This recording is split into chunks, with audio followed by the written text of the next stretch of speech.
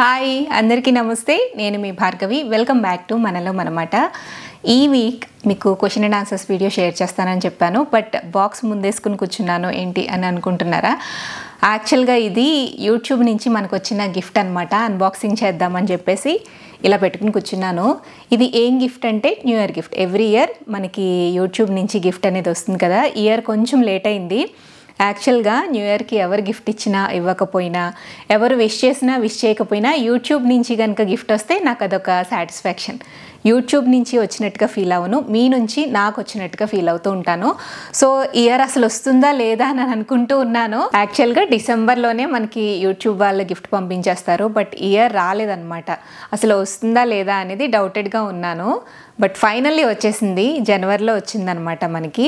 So నాతో పాటుగా మీరు కూడా ఈ గిఫ్ట్ని చూడాలని చెప్పేసి ఫస్ట్ దీన్ని అన్బాక్సింగ్ చేసేసి ఆ తర్వాత క్వశ్చన్ ఆన్సర్స్ వీడియోలోకి వెళ్ళిపోతాము.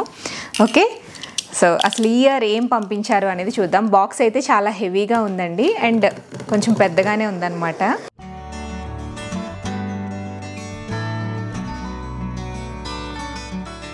ఇవి అడ్డం వస్తున్నాయి, దగ్గరికి పెట్టి చూపిస్తాను. ప్యాకింగ్ చూసారా ఎంత స్ట్రాంగ్గా, అసలు బాక్స్ అనేది కదలకుండా ఫిట్టింగ్ అనేది ఎంత బాగా పెట్టారో.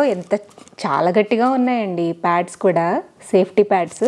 నేను లిఫ్ట్ చేయలేకపోతున్నా, చాలా వెయిట్ ఉంది ఇది.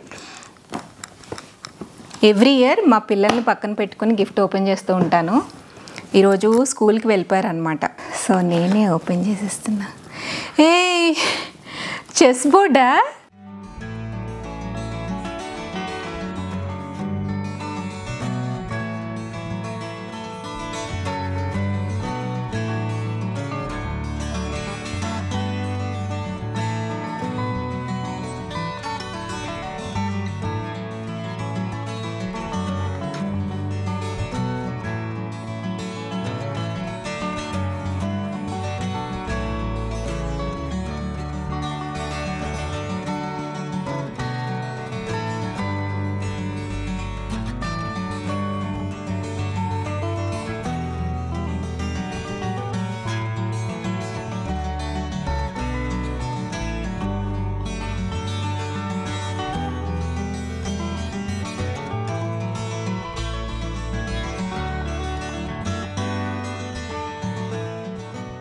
సో ఫైనల్లీ మనకి యూట్యూబ్ వాళ్ళు పంపించిన ఈ చెస్ బోర్డ్ యూట్యూబ్ గిఫ్ట్ అయితే చాలా బాగా నచ్చింది. యూట్యూబ్ అంటేనే క్వాలిటీకి ప్రతిరూపం కదా.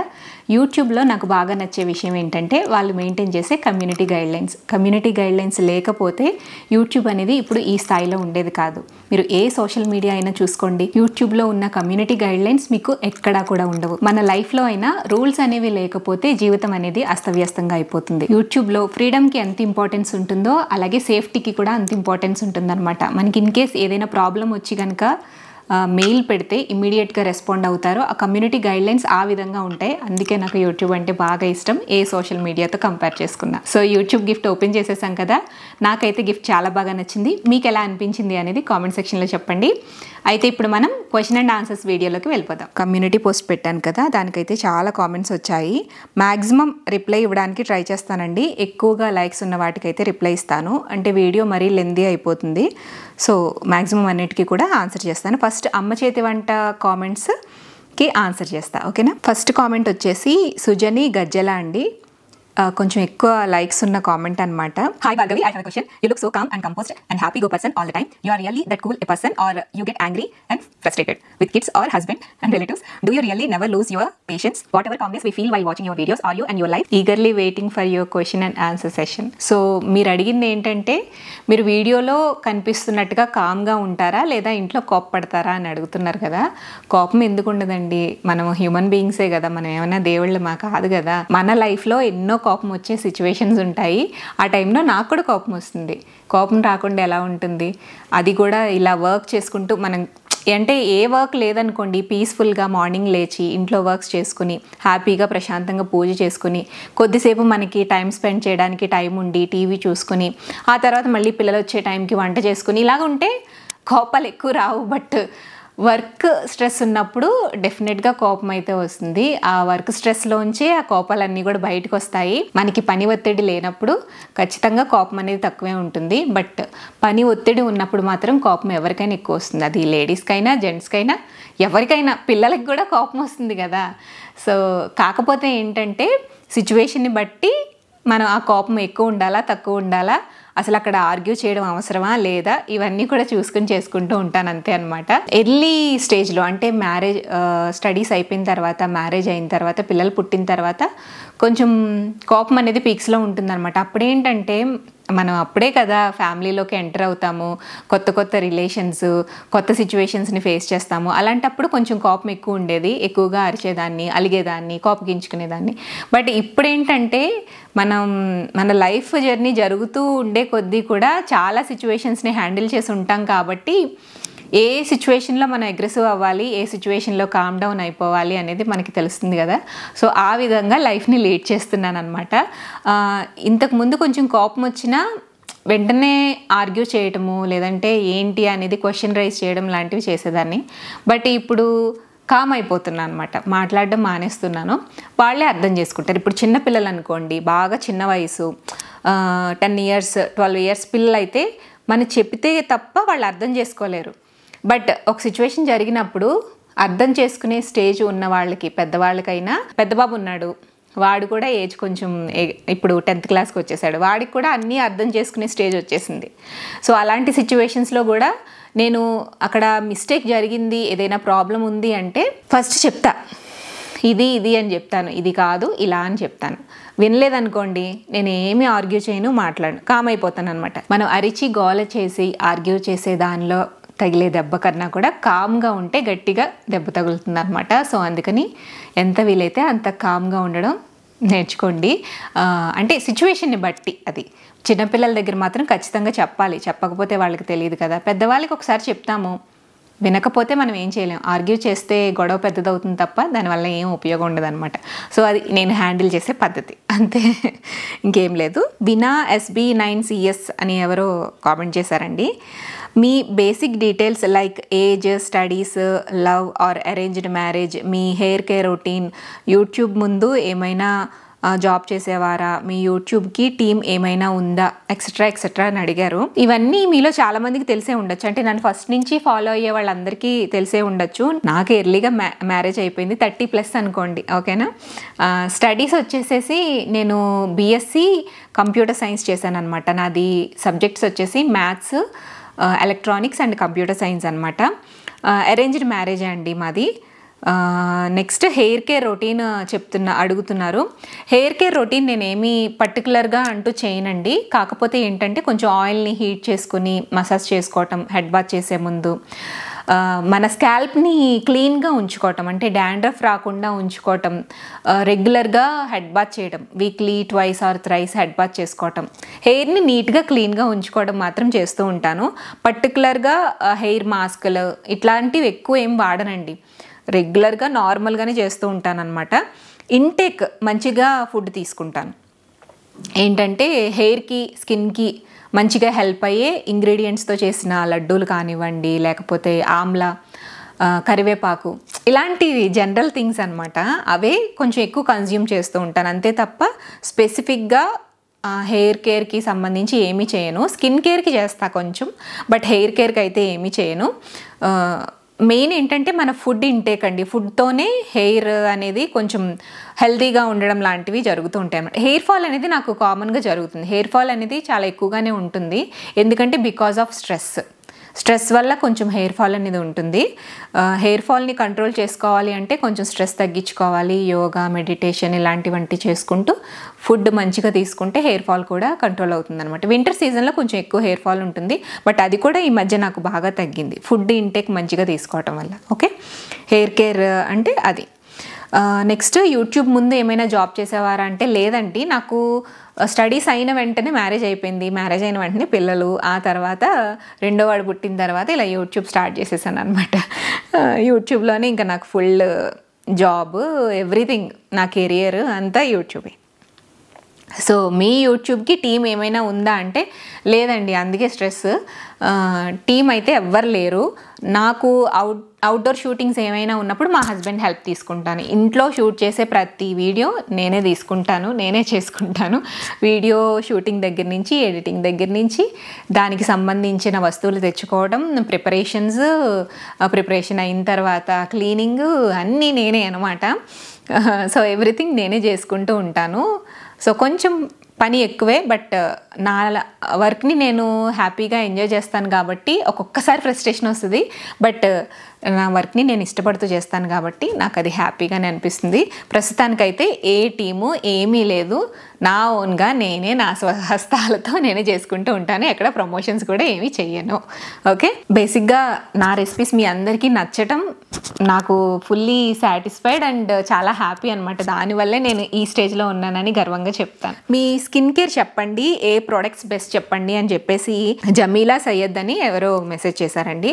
స్కిన్ కేర్ ఏంటంటే యాక్చువల్గా ట్రై చేస్తున్నాను. స్కిన్ అనేది కొంచెం గ్లోయింగ్గా ఈవెన్ స్కిన్ టోన్ వస్తుంది, కానీ కొంచెం యాక్నీ అనేది వస్తుందండి. ఆ యాక్నీ కంట్రోల్ చేయడం కోసం డెర్మటాలజిస్ట్ని కూడా కలుస్తున్నాను అనమాట. ఆ ట్రీట్మెంట్ అది కూడా చేయించుకుంటున్నాను. చేయించుకోవడం అంటే ఏం లేదు, వాళ్ళు ప్రిస్క్రిప్షన్ మనకి రికమెండ్ చేస్తారు కదా, సో వాటిని కూడా యూజ్ చేస్తున్నాను. అంత కంప్లీట్గా వర్కౌట్ అయితే కనుక కంప్లీట్ స్కిన్ కేర్ అనేది మీతో షేర్ చేస్తాను తప్పకుండా. ఓకేనా? ఒక్కొక్కళ్ళ స్కిన్ టైపు ఒక్కొక్కలాగా ఉంటుందండి. నాదొక స్కిన్ టైపు, వేరే వాళ్ళది వేరేలాగా ఉంటుంది. అందరిది ఒకేలా ఉంటుంది అనేది లేదనమాట. కొంచెం కామన్గా ఉండే స్కిన్ టోన్స్కి, స్కిన్ టైప్స్కి ఒకలాంటి ప్రోడక్ట్స్ యూస్ చేస్తారు, వేరేగా ఉన్న వాటికి వేరేలా ప్రోడక్ట్స్ అనేవి యూస్ చేస్తారు.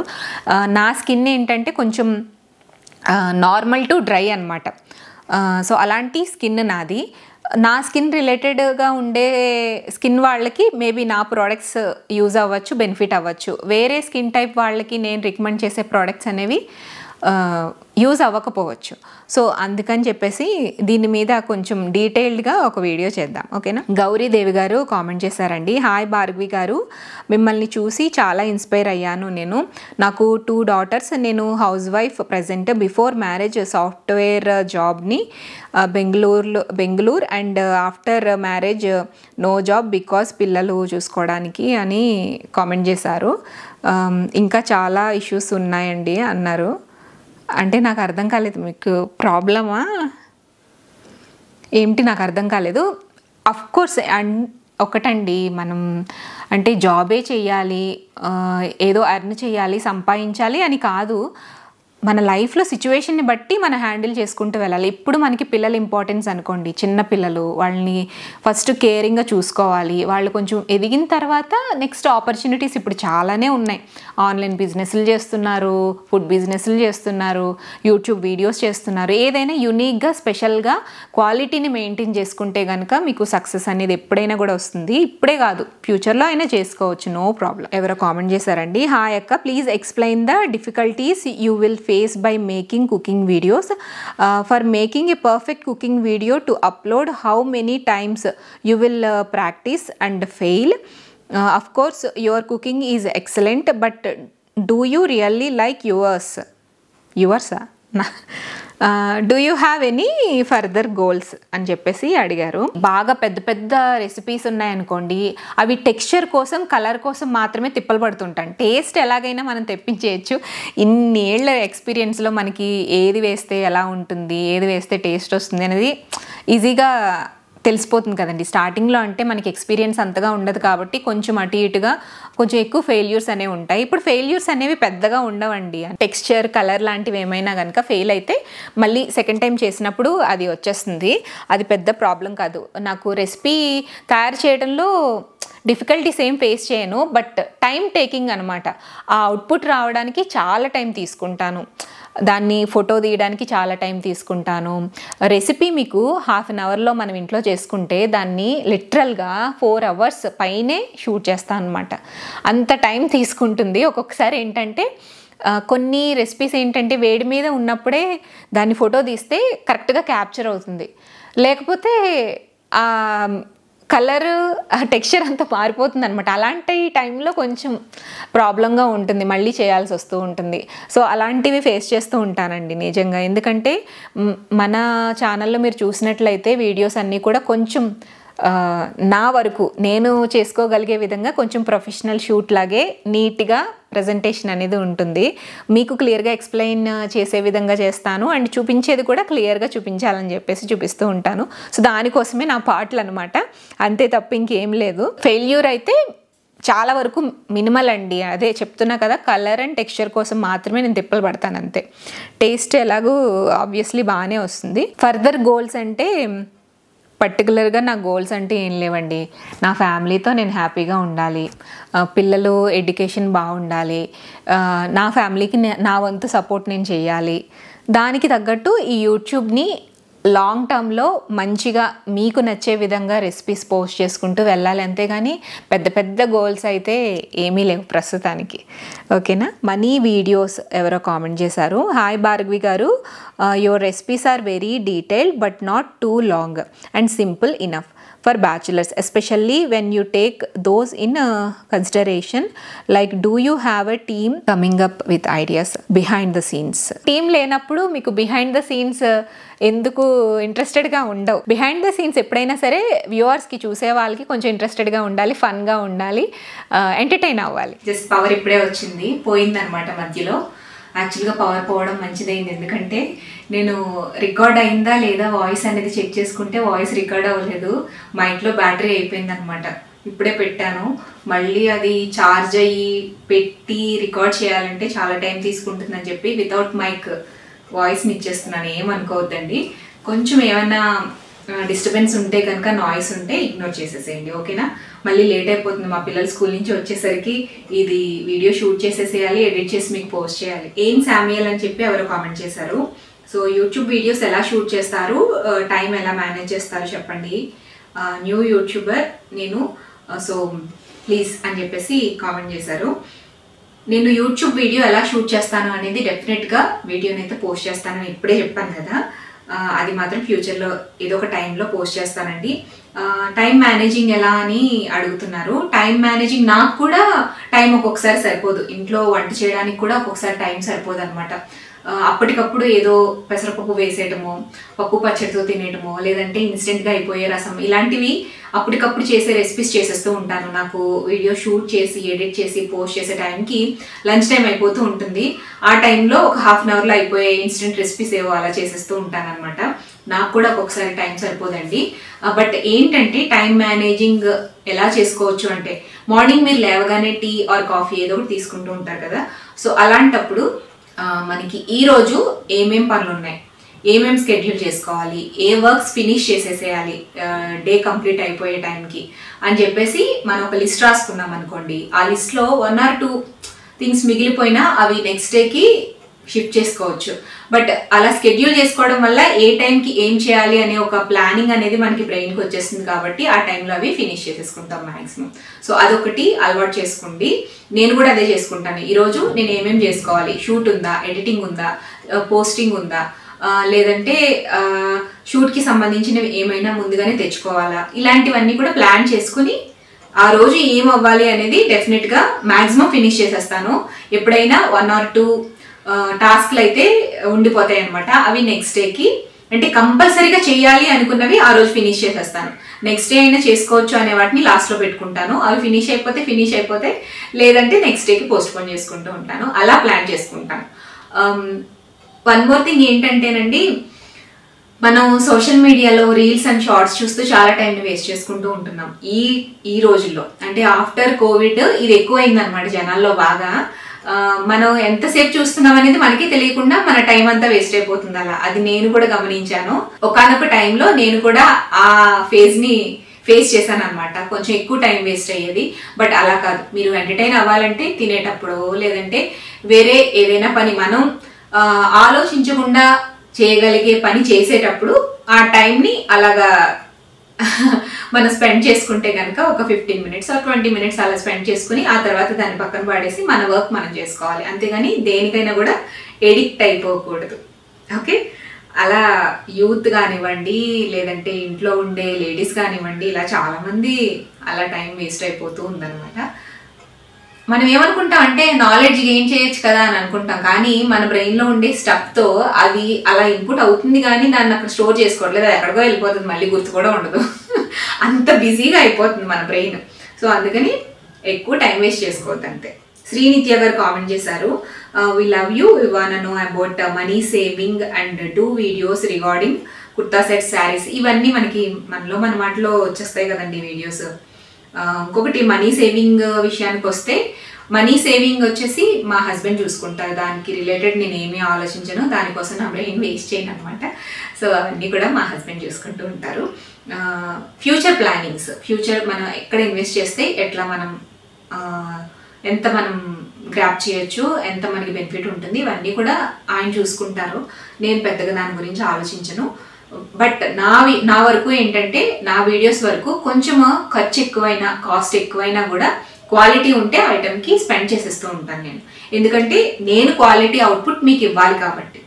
సో ఎక్కడ అవసరం లేదు అనేది మాత్రం నేను చూసుకుంటాను అంతే. నిష్తాల దీపిక కమెంట్ చేశారు, what happen to your new house plan, long back posted that proposed villa video, no updates at అని చెప్పేసి కమెంట్ చేశారు. విల్లా తీసుకున్నామండి. యాక్చువల్గా ఆ రోజు వీడియో షూట్ చేసిన తర్వాత చాలా డేస్ గ్యాప్ తీసుకొని మీకు వీడియో పోస్ట్ చేశాను.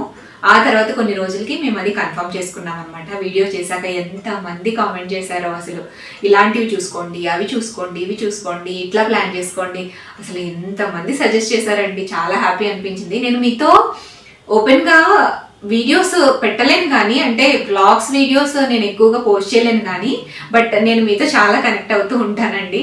మీరు పెట్టే కామెంట్స్కి హార్ట్ఫుల్గా థ్యాంక్స్ చెప్తున్నాను.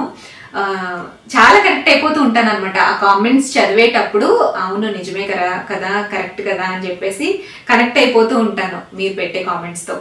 బట్ వీడియో పోస్ట్ చేయను అంతే.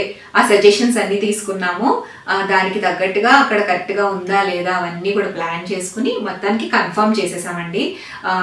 కమింగ్ నెక్స్ట్ 1 వీక్లో దానికి శంకుస్థాపన కూడా చేయించుకుంటున్నాం అనమాట. యాక్చువల్గా అయితే ఇండివిజువల్ విల్లాస్కి శంకుస్థాపన అక్కడ చేసుకోరు, మాది ఇంకా స్టార్ట్ చేయలేదు కదా, సో మాకు ఆప్షన్ ఉంది కాబట్టి మేము చేయించుకోవాలని అనుకుంటున్నాము. అంటే కొంచెం ఇండివిజువల్ హౌస్ కదా, మంచిది చేయించుకుంటే అని చెప్పేసి చేయించుకోవాలని ప్లాన్ కూడా చేస్తున్నాము. కమింగ్ వీడియోస్లో నేను అన్ని అప్డేట్స్ కూడా ఇస్తాను. లావణ్య గారు కమెంట్ చేశారు, మీరు వెయిట్ కాన్స్టెంట్గా ఎలా మెయింటైన్ చేస్తారు, share your food diet and YouTube ఇంత సక్సెస్ఫుల్గా రన్ చేయడం అంటే not a small thing, background work చాలా ఉంటుంది. So your kids, their studies, your husband, అత్తయ్య, మావయ్య, వీటన్నిటిలో మీ ఇన్వాల్వ్మెంట్ ఎలా మేనేజ్ చేస్తారు చెప్పండి. డెఫినెట్గా ఉంటుంది. ఫ్యామిలీ అంటే మనం ప్రొఫెషనల్గానే కాదు, పర్సనల్గా కూడా చాలా థింగ్స్ని ఫేస్ చేయాల్సి ఉంటుంది. సో పిల్లల్ని, హస్బెండ్ని, ఫ్యామిలీని అన్ని మూమెంట్స్లో కూడా ఇన్వాల్వ్మెంట్ ఉంటుందండి. వండుకుంటే ఎలా ఉంటుంది చెప్పండి, ఖచ్చితంగా ఉంటుంది. ఫస్ట్ వెయిట్ కాన్స్టెంట్గా ఎలా మెయింటైన్ చేస్తారని అడుగుతున్నారు. నాకు ఈ కామెంట్స్ చాలా ఫ్రీక్వెంట్గా వస్తూ ఉంటాయండి. ఏంటంటే మీరు ఇన్ని రెసిపీస్ చేస్తారు కదా, మరి వెయిట్ పుట్ ఆన్ అవ్వరేంటి, ఇలానే ఉంటారేంటి అని చెప్పి కామెంట్ చేస్తారు. ఫుడ్ ప్రిపేర్ చేసినా నేను ఒక్కదాన్నే మొత్తం తినేను కదండి, కుంభకర్ణిలాగా. పిల్లలు తింటారు, ఇంట్లో వాళ్ళు తింటారు, పక్కన వాళ్ళకి పెడుతూ ఉంటాము.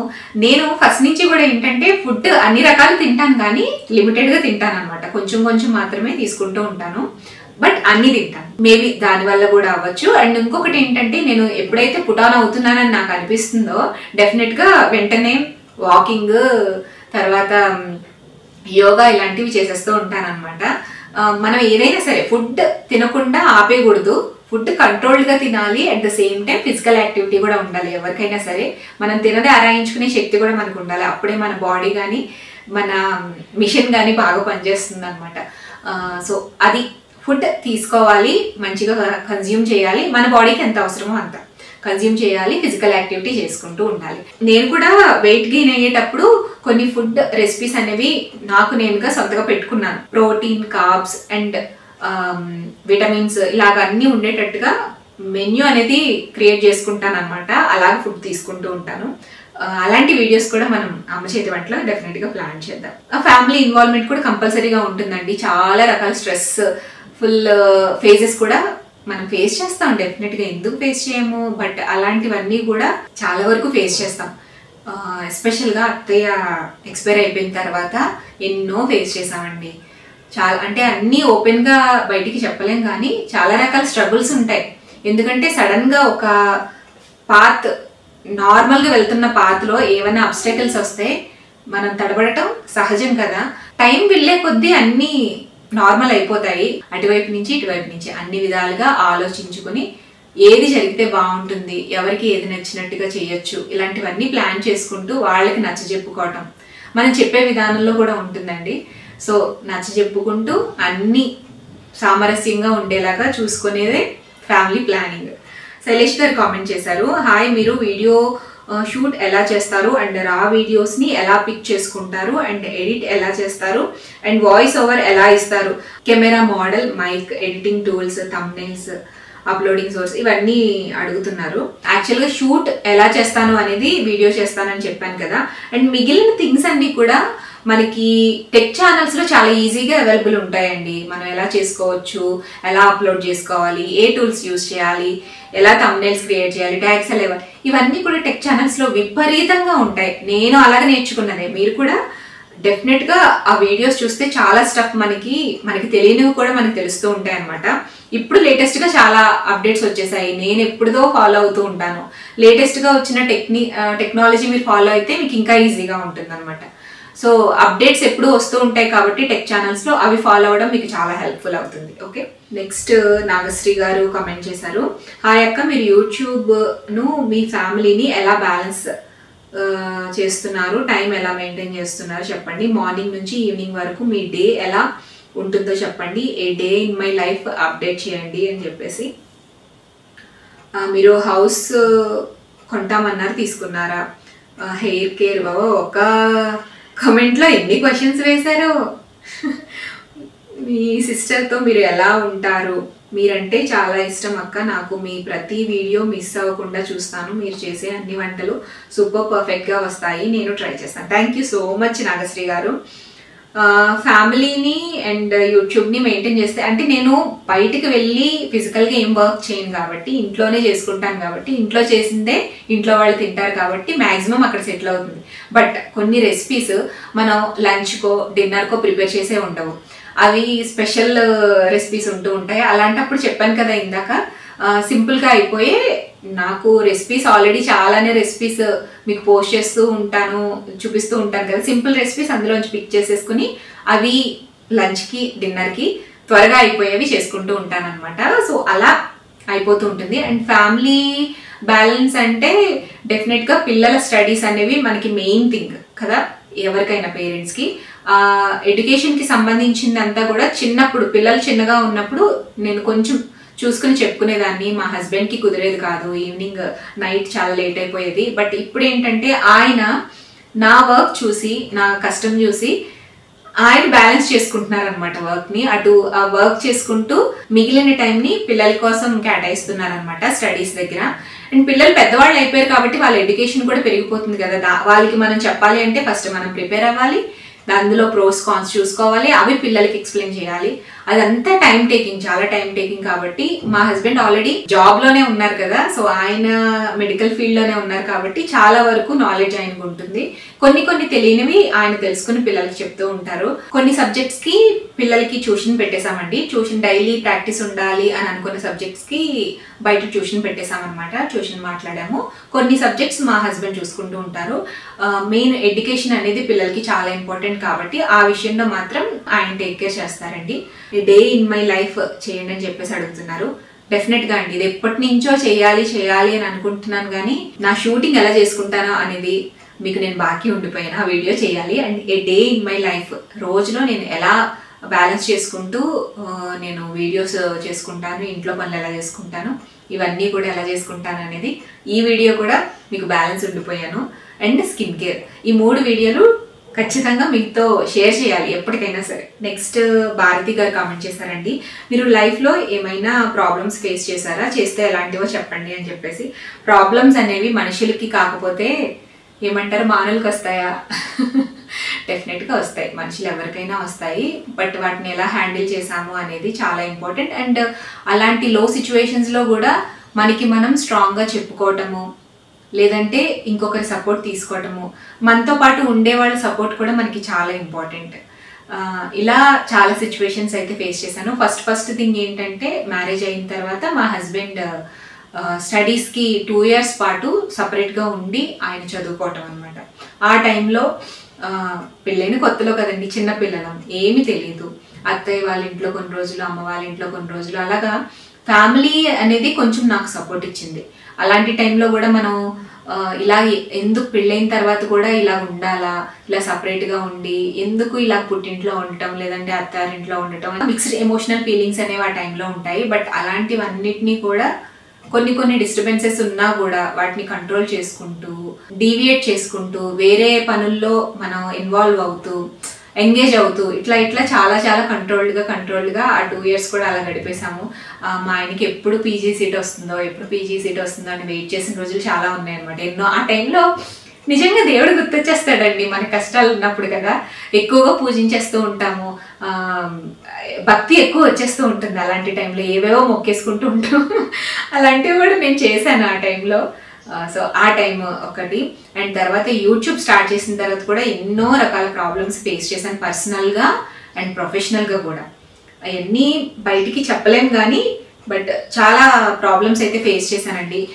నేను కృష్ణుడు చెప్పిన ఒక మాట నాకు బాగా మైండ్లో ఫీడ్ అయిపోయింది అనమాట. అదేంటంటే, మనం ఎన్ని కష్టాలు ఎదురైతే మనం అంత స్ట్రాంగ్గా నిలబడతాం. ఎందుకంటే కష్టం అనేది మనల్ని టచ్ చేస్తేనే ఆ ప్రాబ్లమ్ని మనం ఎలా ఎదుర్కోగలమనే స్ట్రాంగ్ మైండ్ కూడా వస్తుంది కదా. సో అలాంటప్పుడే మనం స్ట్రాంగ్ అవుతూ ఉంటాం అనమాట. అప్పుడే మనం స్టబాన్ అవుతాము, అప్పుడే మన ఫ్యూచర్లో కూడా గ్రోత్ వస్తుంది. అది మాత్రం నేను నమ్ముతానండి. ఏ కష్టం రాకుండా, ఏమీ లేకుండా మనం ఏది చేస్తే అది సక్సెస్ అయిపోవడము, ఏది పట్టుకుంటే అది బంగారం అయిపోవటం, ఏది చేసిన పొగరు ఎక్కువైపోతుంది. అట్లా అయితే మొన్న మూవీలో కూడా చూసానండి, ఏంటిది అది, లక్కీ భాస్కర్. ఏంటంటే, మనం ఏది చేసినా కూడా సక్సెస్ వచ్చేసేసి బాగా హైప్లోకి వెళ్ళిన తర్వాత మన బ్రెయిన్ కూడా ఎలా అంటే, ఎవరు చెప్పిన మాట వినకుండా ఒక దీనిలోకి వెళ్ళినప్పుడు దేవుడు ఒక మొట్టికే వేస్తాడని చెప్పేసి అందులో ఒక సీన్ ఉంటుంది. అది నిజమే. యాక్చువల్గా మనకి ఖచ్చితంగా మన లైఫ్లో ఎప్పుడూ నార్మల్గా ఉండదు. చాలా రకాల స్ట్రగుల్స్ ఫేస్ చేస్తాము, చాలా రకాల ప్రాబ్లమ్స్ ఫేస్ చేస్తాము. అలా ప్రాబ్లమ్స్ మనకి ఎదురైనప్పుడే అందులో నుంచి మనం చాలా వరకు నేర్చుకుంటాం. ఎన్నో నేర్చుకుంటాము, దాన్ని ఎలా ఫేస్ చేయాలో తెలుసుకుంటాము. కొంచెం కష్టమైన, బాధైన, నష్టమైన ఆ సిచ్యువేషన్ ఎలా హ్యాండిల్ చేయాలి, ఎదుర్కోవాలి అనే స్ట్రాంగ్ మైండ్ మనకు వస్తుంది. ప్రాబ్లమ్స్ వచ్చాయి కదా అని మనకే ప్రాబ్లమ్స్ వచ్చాయి, మనకే ఇలా అయిపోతుంది, ఎందుకు ఇలా అని అస్సలు బాధపడకూడదు. అవి కూడా మన మంచికే అనుకోవాలి. నేను ఒకటే నమ్ముతా, ఎప్పుడు కూడా ఏది జరిగినా మన మంచికే. దాని నుంచి ఏదో ఒక పాజిటివ్నెస్ నేర్చుకోవాలి. పాజిటివ్ థింగ్ మనం అందులో నుంచి పిక్ చేసుకుంటే అది మన లైఫ్కి చాలా బెనిఫిట్ అవుతుంది. అలాంటివి ఖచ్చితంగా లైఫ్లో ఉంటాయి, ఎవరికైనా ఉండాలి కూడా. సో నాకు కూడా చాలా ఉన్నాయి. పర్సనల్లీ, ప్రొఫెషనల్లీ చాలా ఫేస్ చేశాను. SPVN అని చెప్పేసి కమెంట్ చేశారండి. మీ పేరెంట్స్ కోసం బాగా తెలుసుకోవాలి అని ఉంది. అది ఎందుకు అంటే, వాళ్ళ పెంపకం కాబట్టి మీరు ఇంత ఓపిక్గా సక్సెస్ అయ్యారు. సో మీ పేరెంట్స్ కోసం అండ్ మీ పేషెన్స్, అలాగే మీరు వెయిట్ ఎలా మేనేజ్ చేస్తారు, ఇవి 2 టాపిక్స్ కోసం చెప్పండి అని చెప్పేసి అడిగారు. మా మదర్ హౌస్ వైఫ్ అండి, అండ్ మా ఫాదర్ వచ్చేసి టీచర్ అనమాట. మా పేరెంట్స్ పెంపకం ఎట్లా అంటే, జస్ట్ నార్మల్ ఒక మిడిల్ క్లాస్ హ్యూమన్ బీయింగ్ ఎలా ఉంటారు అంతే, సేమ్ అలానే పెంచారు మమ్మల్ని. ఓవర్ ప్యాంపరింగ్ లేదు, అలాగని కఠినంగా శిక్షించేవి కూడా లేవన్నమాట. గబాల్న వస్తువు పాడు చేసినా కూడా మాకు విపరీతమైన తిట్లయితే పడేవి మా ఫాదర్ నుంచి అనమాట. ఒక చిన్న వస్తువు పోయినా కూడా మామూలుగా కాదు, తిట్లు విపరీతంగా పడేవి అనమాట. సో అందుకనే వస్తువు పట్ల జాగ్రత్త, మనీ పట్ల గౌరవం, ఇవన్నీ కూడా ఉన్నాయన్నమాట. మా ఫాదర్ టీచర్ అవడం వల్ల ఏమో నాకు తెలియదు కానీ మేము మాత్రం చాలా డిసిప్లైన్డ్గా ఉంటాం అనమాట. డిసిప్లైనిటీ అనేది మాకు మెయిన్గా మా ఫాదర్ నుంచి వచ్చింది. ప్రాపర్గా ఎలా ఆర్గనైజ్ చేసుకోవాలి, ఎలా ఉండాలి, వస్తువులు పోగొట్టుకోకూడదు, వస్తువుల్ని జాగ్రత్తగా ఎలా చూసుకోవాలి, మనీ యొక్క ఇంపార్టెన్స్ ఏంటి, ఇవన్నీ కూడా మా ఫాదర్ నుంచి వచ్చాయి. ఆర్గనైజ్డ్గా చేసుకోవటం, పెర్సిస్టెంట్, హార్డ్ వర్క్, డిసిప్లైన్, పొదుపుగా ఉండటం, ఇవన్నీ కూడా డాడీ దగ్గర నుంచి వచ్చాయి అనమాట. సో ఆయన మాకు నేర్పించారు. అండ్ మా మదర్ ఏంటంటే తను 10th క్లాస్ చదువుకున్నప్పటికీ కూడా చిన్నప్పటి నుంచి కూడా న్యూస్ పేపర్స్ చదవడం, ఆర్టికల్స్ చదవడము, నవల్స్ చదవటము, స్వాతి పుస్తకం అందులో ఉండేవి చదవటం, ఇలాంటివన్నీ చదవటం వల్ల తనకి ఏంటంటే కొత్తగా ఏమేమి నేర్చుకోవచ్చు, కొత్తగా ఏం చేయాలి, కొత్త విషయాల్ని యాక్సెప్ట్ చేయటము, అందులో నుంచి మనం ఎలాగా పైకి రావాలి, ఒక ఆర్ట్ కానివ్వండి. చిన్నప్పటి నుంచి కూడా అమ్మ ఎప్పుడు ఖాళీగా లేదు, అంటే మా చిన్నప్పటి నుంచి కూడా అమ్మ ఎప్పుడు కూడా ఖాళీగా లేదనమాట. ఏవో ఒకటి ఆర్ట్స్ క్రాఫ్ట్స్ చేస్తూ ఉంటది. అది చెల్లికి వచ్చింది. సో ఇన్నోవేటివ్ థాట్స్ కానివ్వండి, ఫార్వర్డెడ్ థింకింగ్ కానివ్వండి, లేకపోతే జనరేషన్ కి తగ్గట్టు అప్డేట్ అవ్వడం కానివ్వండి, నేరో మైండెడ్ గా కాకుండా బ్రాడ్ మైండెడ్ గా ఆలోచించడం కానివ్వండి, ఇలాంటివన్నీ కూడా అమ్మ దగ్గర నుంచి నేర్చుకున్నాం అనమాట. సో ఆ విధంగా మా పేరెంట్స్ నుంచి కొన్ని మంచి అలవాట్లు ఈ విధంగా మేము అడాప్ట్ చేసుకున్నాము. అవి ఈ రూపంలో బయటకు వచ్చాయి అంతే. సో నిజంగా మీరు అన్నది కరెక్టే. పేరెంటింగ్ దగ్గర నుంచే పిల్లలు కూడా వాళ్ళ ఆలోచన విధానం కానివ్వండి, వాళ్ళు బిహేవ్ చేసే విధానం కానివ్వండి, వాళ్ళ అవతల వాళ్ళతో ఏ విధంగా రెస్పాండ్ అవుతారు, ఇలాంటివన్నీ కూడా వస్తాయండి. పేరెంట్స్ నుంచి డెఫినెట్ గా వస్తాయి. జెనెటికల్ గా ఉంటుంది, అట్ ద సేమ్ టైం వాళ్ళ పెంచే పెంపకం బట్టి కూడా ఉంటుంది. సో మేబీ మా పేరెంటింగ్ వల్ల కూడా మేము ఇలాగా తయారై ఉండొచ్చు. డెఫినెట్ గా నిజం కరెక్ట్.